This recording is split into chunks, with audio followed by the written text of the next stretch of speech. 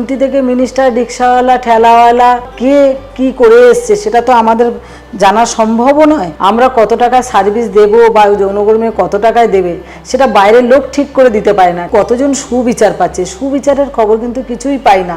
আরজি করের ঘটনায় এবার প্রতিবাদে সোনাগাছি। নির্যাতিতা সুবিচার না পেলে দুর্গা প্রতিমা গড়ার জন্য মাটি দেবেন না যৌনকর্মীরা। কথিত আছে, যৌনকর্মীর বাড়ির দরজায় সঞ্চিত পুণ্য বিসর্জন দিয়ে আসে পুরুষেরা, আর সেই কারণেই পবিত্র হয়ে ওঠে পতিতালয়ের মাটি। সেই মাটি দিয়েই গড়া হয় দুর্গা প্রতিমা। শাস্ত্র মেনেই যুগ যুগ ধরে চলে আসছে এই প্রথা। প্রাচীনকালে পুরোহিতরা বিশেষ মন্ত্র উচ্চারণ করে যৌনপল্লীর উঠোন থেকে মাটি নিয়ে আসতেন। কালের নিয়মে সেই রীতির বদল ঘটেছে। এখন মৃৎশিল্পীরাই যৌনপল্লী থেকে সেই মাটি সংগ্রহ করেন।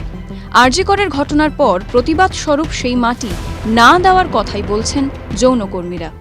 ব্যাপারটা হচ্ছে, দেখুন, মাটি দেব না, মাটি দেওয়া না, কথা হচ্ছে আমরা সুবিচারটা চাইছি, জাস্টিস চাইছি।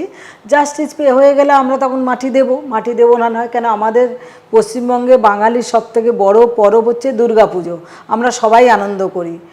সেই জায়গা থেকে আমরা একটা সুবিচারের আশায় আছি। আমরা সেই বিচারটা পেলে আমরা মাটি দেবো। আমরা যখন নিজেরা তার মারপিট করে সেটা করতে পারবো না, আমরা আইনের কাছে আশা করি যে এটা সুবিচার পাক যার প্রতি অন্যায় হয়েছে। আরজিকর কাণ্ডের পর একাধিক ভিডিও, অডিও ক্লিপ, ছবি এবং পোস্ট সমাজ মাধ্যমে ভাইরাল।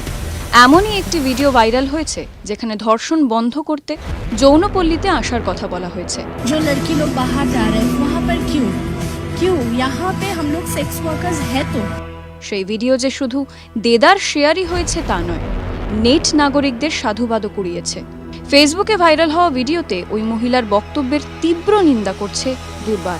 এই যে মহিলা যে ভিডিওটা ভাইরাল হয়েছে, প্রথমে বলি ইনি একজন যৌনকর্মী নয়।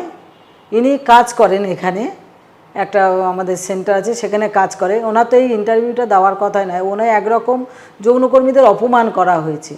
আমরা কত টাকা সার্ভিস দেব বা যৌনকর্মী কত টাকায় দেবে সেটা বাইরের লোক ঠিক করে দিতে পারে না কেন? যে যে কাজটার সঙ্গে যুক্ত আছে সে সেটাই ঠিক করবে।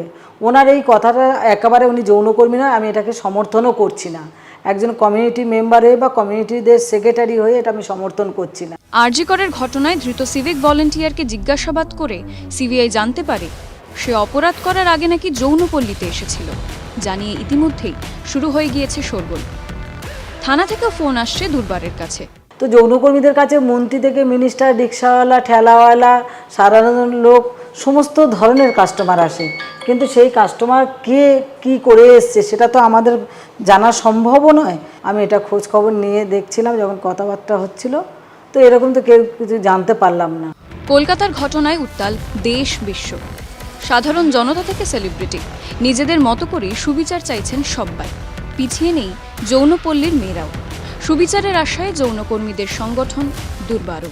প্রত্যেক দিন সোশ্যাল মিডিয়ায় বা বিভিন্নভাবে যে দেখতে পারি, আজকের ওখানে জ্বালিয়ে দেওয়া হয়েছে, কাল ওখানে মার্ডার হয়েছে, পরশুদিন রেপ হয়েছে, অনেক খবর আমরা পাই, কিন্তু সেগুলো কি কতজন সুবিচার পাচ্ছে? সুবিচারের খবর কিন্তু কিছুই পাই না। সারা ভারতবর্ষের মহিলাদের উপরে যেভাবে যেরকম অত্যাচার হচ্ছে আর কি, সেগুলো আগামী দিনে না হয়।